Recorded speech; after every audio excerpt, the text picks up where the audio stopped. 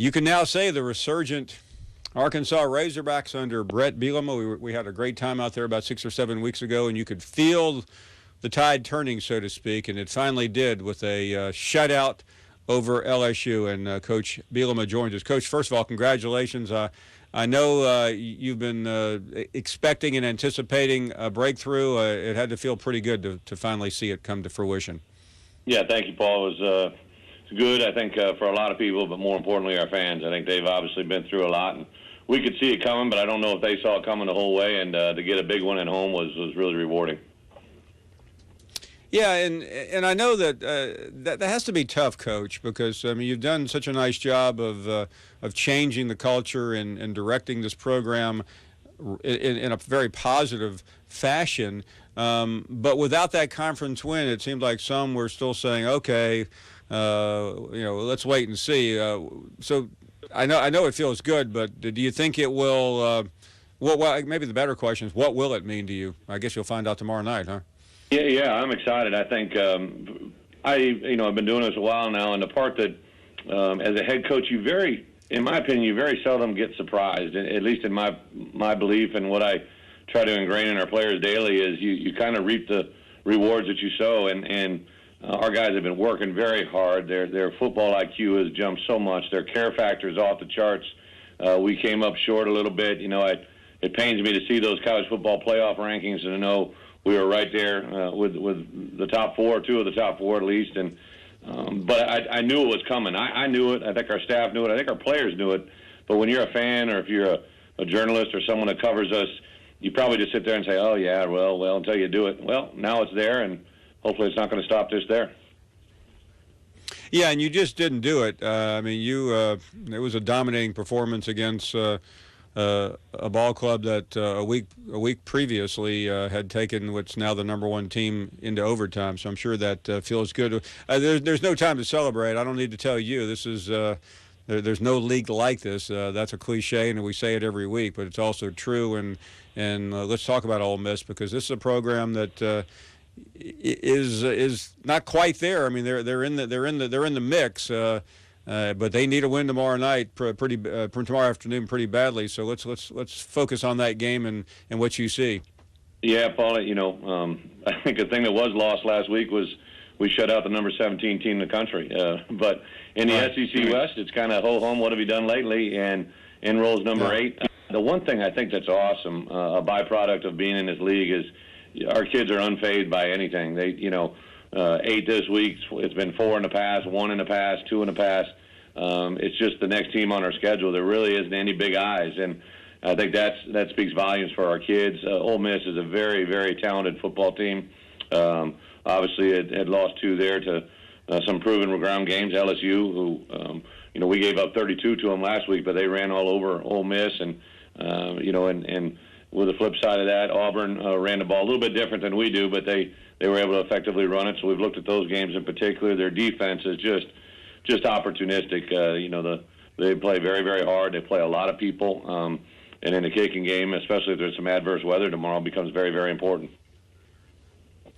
Coach, I realize being the head coach and going week to week is a full-time job, times about 10.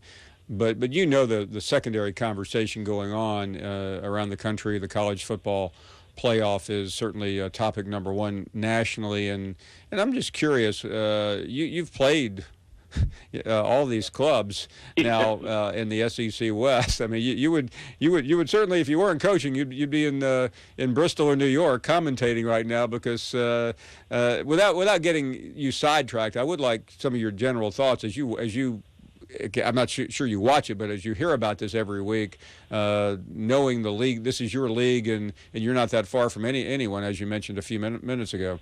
Yeah, it sounds crazy to say that we're a 5-5 team, but I really feel we can play with anybody. But on the flip side of it, just so much respect for what other people do, not just in our division, in the SEC, but there's a lot of good football teams out there. We obviously are battling against Texas schools all the time. To see Baylor and Texas, just because they're on our recruiting radar, we have to have an awareness of what's going on over there, and 2 very good teams in that. And, Coach Strong looks like he's making a push at Texas. We we keeping aware of Oklahoma just because we compete against them so much. I used to be in that other league, so I'm always watching Wisconsin. And Melvin Gordon is a freak machine. I mean, just a tremendous football player, probably one of the better ones I've ever had the ability to coach.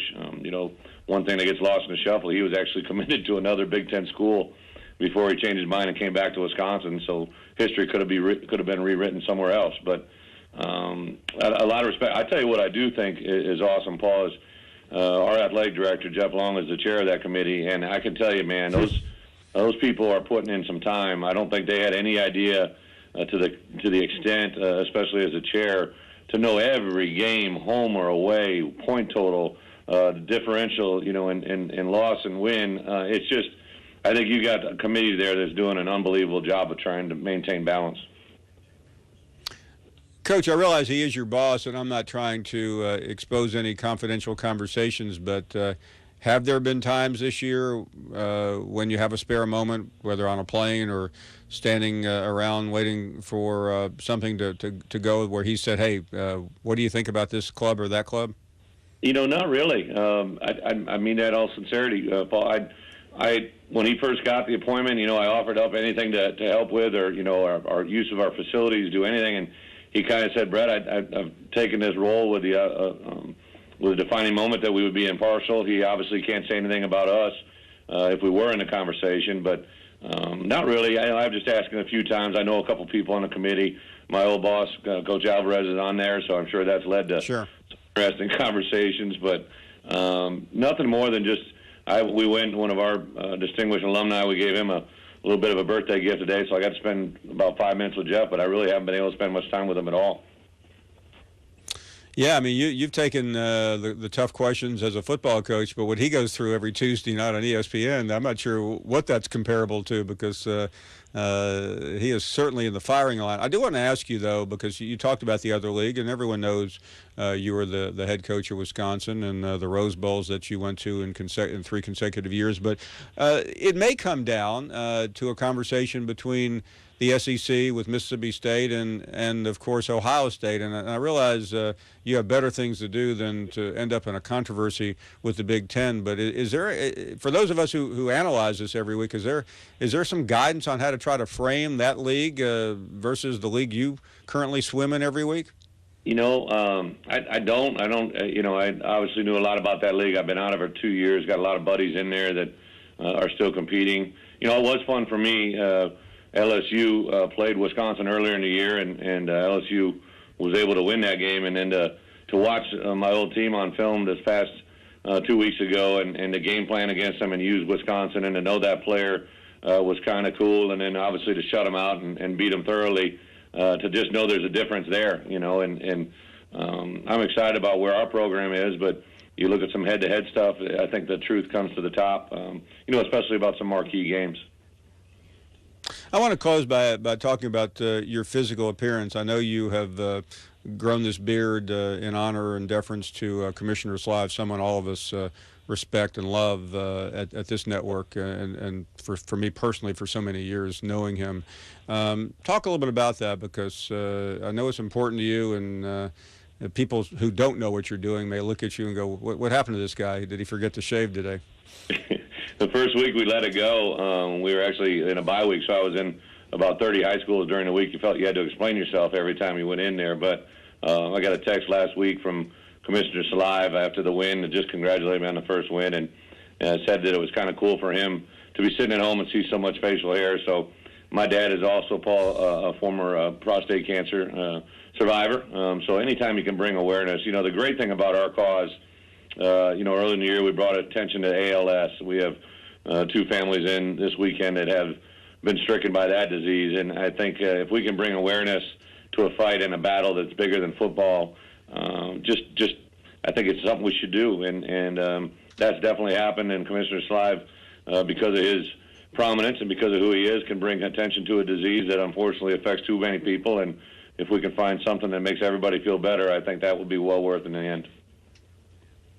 Well said. We always appreciate your time. I know it's busy on a Friday before such a huge game, but best wishes tomorrow, and hope to see you soon, Coach. Thank you, Paul. We'll pick.